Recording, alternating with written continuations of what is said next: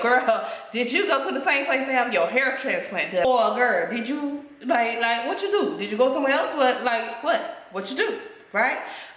So hey family, how y'all doing today? It's Kavina and I'm back with another video. I pray that each and every one of you are doing well. And guess what? If things ain't going so well for you right now, guess what? You will not stay down forever. So keep pressing, keep pushing, and don't you dare quit, okay?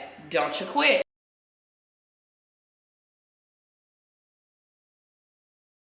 So, did I go back to the same place to have my hair transplant done? Girl, where you go? What you do? Who you do? What? Yes, I did. I went to the exact same place. I went to the exact same doctor to have my hair transplant done. That's in short. Here's why. As I stated in several of my other videos, I felt like he did a good job. Do I feel like it could have been better? Absolutely, I feel like it could have been better. But did I feel like he did a good enough job for me to desire to go right back to him? Absolutely. Now, with that being said, I did do my due diligence to do research and search out other doctors, and I actually did physically go to other places and have hair transplant consultations done. As I keep saying to you all, no matter what I say in this video, do your own research. It is critical and it is crucial that you do your own research. So I did search out other doctors. I did physically go to other places and have hair transplant consultations done. But I still decided that I was going to go with Dr. Siegel for my second hair transplant. I felt like I had already built a good communication base with him. And for me, that is something that's very important, because at the end of the day, I don't want to go spend thousands and thousands of dollars and then the communication is not there. It's not a good communication type relationship.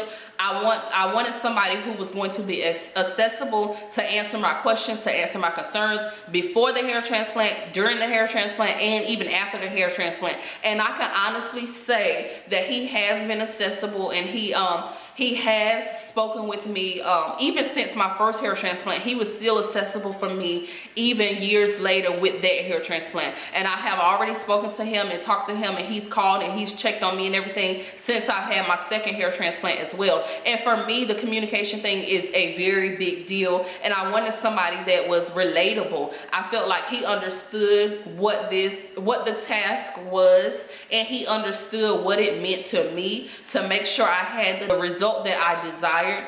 And I felt, when I say I felt like he was relatable, this is somebody who know both sides of this experience, you know, and that's what I'm gonna say about that. I also trusted that he could get me the fullness that I desired. Now, when I had my hair transplant consultation with him for my second hair transplant, like I said in another video, he did assure me that he could get me the result that I desired. Now, with that being said, he was very honest and upfront with my first hair transplant, letting me know that I may need a second hair transplant. So I appreciated that. So I did not go into this thinking with my first hair transplant like, yeah, this gonna be it. Now, was I hoping that the first hair transplant was gonna be it? Let's be very clear. Absolutely. I did not want to have to go through the whole process again. I don't want to be walking around here with this on my head like this is not my thing. It's cute, but it's just not my thing. You know what I'm saying? Having my hair shaved and all that. But I still knew what I was getting into. I still knew that it would be possible that I would need a second hair transplant. And I appreciated his honesty with that. Now, whether they tell everybody, oh, you may need a second one or not, I don't know. But honey, if they tell everybody that, good job to them, because you don't want nobody walking away like, oh yeah, this is about to be full packed, and then baby they walk away like, what happened? What happened? And as I said, I really enjoyed his warm, welcome, and inviting personality. That's a big deal to me as well. I went to some of the other places and it just was not the same. And you know, when you go somewhere and the vibe is just not right, it's like, ooh, red flag, let me get out of here. Not because their work is not impeccable, and not that they could not have been great people and it could not have been a great experience. For me, if the vibe ain't right, I'm out. You know, I'm out. And that's just me being honest. And just like when I went to have my first hair transplant, if the vibe was not right, of course I would have went through with the process because from the work that I've seen, but I definitely would not have went back for the second one. Why would I have went through with the process for the first one? Because I had already paid my money. That's why. And they weren't about to refund that just cause I'm like, oh, the vibe ain't right. Let's just be real honest all the way through the board, right? Okay, so to sum this up, I felt like he could deliver on the results that I wanted. When I had my consultation with him, he assured me he could, and I trusted that and I believed that. The communication base was great, and it still is great. Years later from my first hair transplant, it is still great. I also felt like he was relatable, he was warm, he was inviting, and I could get with that. The vibe was right, right? And I felt like he did a good job on my first hair transplant.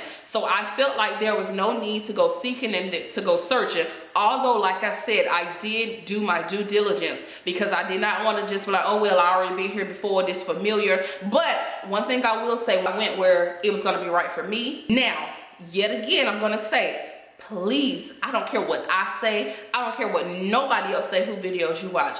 Please do your own research because this is a life-changing experience that could be for the greater good or it could be for the lesser, you know, and we don't want the lesser in your life nor mine, baby, and I ain't about to have the lesser, okay? If you don't take anything else away from this video, take away, do your own research because this is something that can change your life for the greater. And if it's not done to the liking that you like, it could be something that becomes such a daunting burden to you. Please do your research. I want this to be the biggest blessing ever for you thus far, like this far in your life. Not beyond here, because baby, there is greater beyond the horizon, okay, with the Lord, all right? But please do your research. Like, I can't say that enough, and I hope you hear my heart. Do your research. Go where it is right for you. Because at the end of the day, I want you to enjoy this experience. I want you to be happy with your results. I want this to be such a blessing to you that baby, when you walk outside, when you getting up, when you getting dressed in the morning, whatever you doing, baby, you are so excited about this and you are so excited to put your clothes on and maybe just fluff it and go if you want to, okay? I want you to get the results that you desire. I don't care what I said. I don't care who I went to. You go where it's right for you. All right, let me put my finger down. I'm over here about to start preaching. Let me put my finger down. Don't preach with your finger. But with all that being said, yet again, I love y'all. God bless y'all. And you enjoy your day, your night, wherever you are in the world. I will talk to you later.